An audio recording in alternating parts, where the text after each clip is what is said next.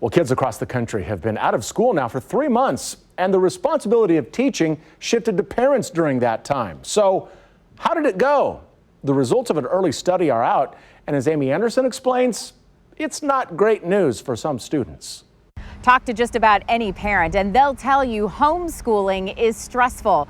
And while most of us love having the extra time with our kids, they may be in for some extra work once school is back in session. They seem to like it. They like being at home and not having to sit in class. Roman Sherman has 4 kids in kindergarten through high school and says even though they stuck to a very strict homeschooling schedule, he and his wife worry they didn't do enough. Sometimes it does get stressful for us because we want to make sure that we're doing the right thing, make sure they're getting everything in. So far, Sherman's kids' grades are good, but not everyone has been as fortunate.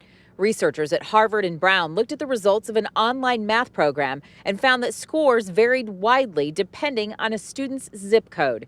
It found that out of 800,000 students, those in lower income zip codes' math scores plummeted, while students in high income areas remained the same. I miss my kids. Ben Hendricks teaches at Ruskin High and says he's been worried about how the pandemic will affect his students in a lot of ways, including academically. The teacher doesn't have that interaction with the student, so that it's hard for them to gauge, what they're getting, what they're not getting. That same study found some students could be behind by as much as a third once school starts again, which is about how much classroom time they've missed.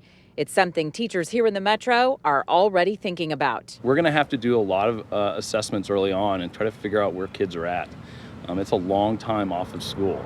Both parents and teachers we talked to say they're ready for classroom learning to start once again, no matter what that looks like.